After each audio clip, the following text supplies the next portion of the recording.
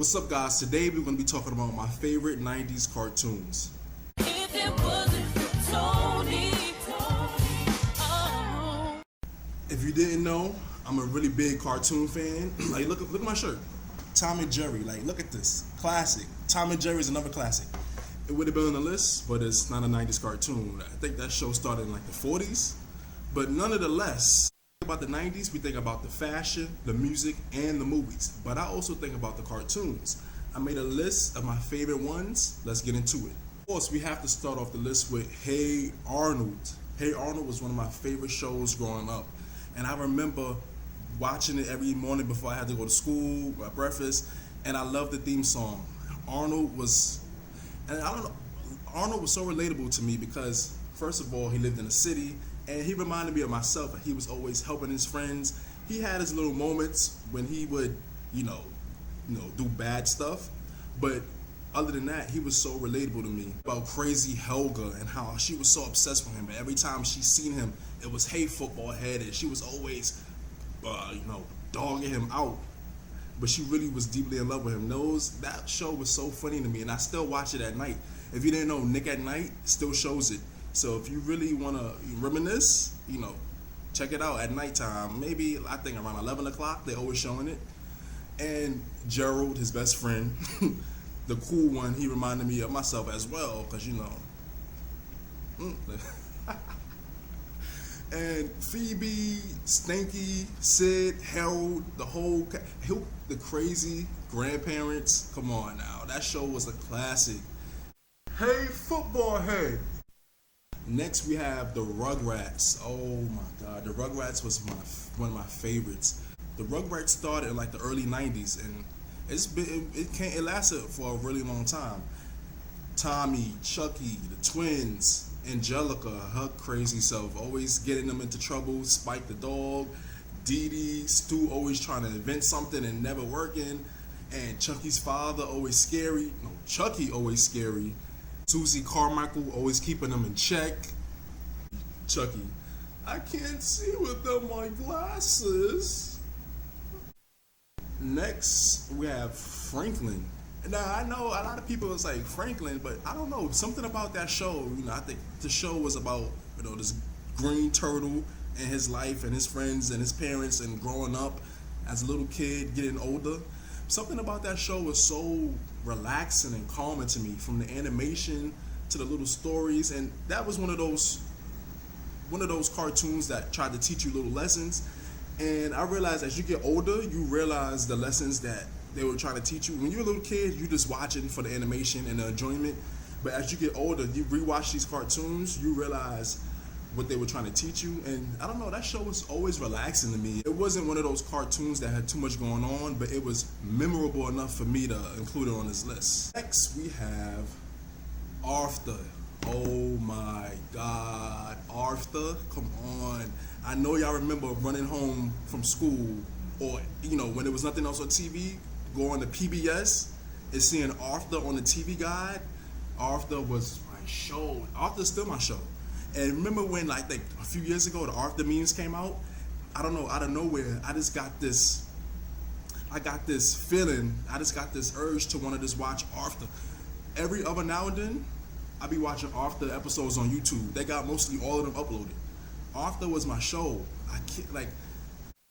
Arthur, you had DW, the annoying little sister, Francine, the tomboy friend. I think she low-key had a crush on him. Muffy, the little snobby rich one, but she had her little good side to her. Buster, the little goofy, eccentric best friend. Brain, the smart one.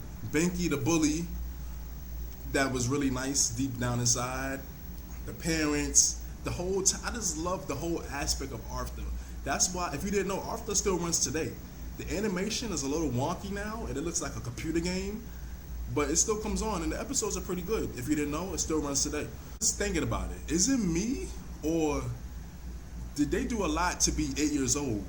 I looked it up, and it says Arthur and his friends were supposed to be 8 years old, but for all the stuff that they went through, I'm like, it would have made more sense if they was 13, but nonetheless, that was a great show, and I'm still rocking with it today.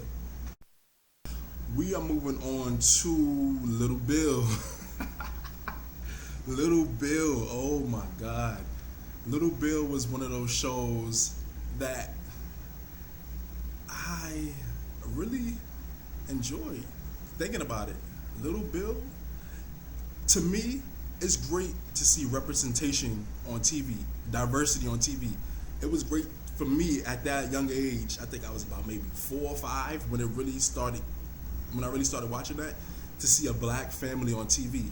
And we both had big heads, so that's one of the reasons why I also like Little Bill, because he reminded me of myself and how playful and youthful and smart he was, and how he was always willing to make friends. Nickelodeon did their thing with that show. They really did. They really did. Next we have Johnny Bravo. Johnny Bravo, Cartoon Network. My first Cartoon Network show that I have on the list. Johnny Bravo. I really liked that show with the macho, the fake Elvis voice. I like the animation style on that one too.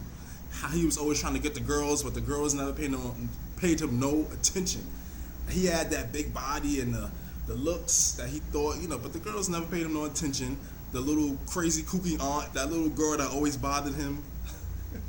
Johnny Bravo, oh my God, the nostalgia is too real right now. He would always do the little poses, and none of that ever fazed them. Like the girls or the woman, they didn't care nothing about that. They never paid him, they paid him dust. That show was, oh, I love that show too much. I love that show, I really did. Did I have the game for that? Did they have a Johnny Bravo game? I don't think so, but I love that show. Last on my list is Dexter's Laboratory. Oh, that show was, and I don't know, I love those shows where they have like the little nerdy characters, because I was one of those kids that was always smart, so I love looking at that type of show where it had like the scientific character always inventing something. What about his sister Dee Dee always snooping and messing around with his stuff? And the mother and the father, his parents. Now I know a lot of these cartoons had a lot of things with the parents, but was it me, or I think Dexter's parents was like weird acting to me? Like, I don't know, especially the father. Father was really weird acting. But look at Dexter, look at Dee Dee, look at the results of them. That was weird. Look what they made. A genius and a kooky little crazy sister that kept bothering him. And I remember he had an arch nemesis with the black hair with the little streak in it. What was his name? Stanley or something like that? Wait, hold on. Let me look it up. Oh, his name was Mandark. Mandark? Yeah, Mandark. Mandark. They always battling, always trying to see who's the smartest, who's this, who's that, who could get the best grades, who could get the best robot, who can build the best invention. Dexter always screaming, "My laboratory, my laboratory."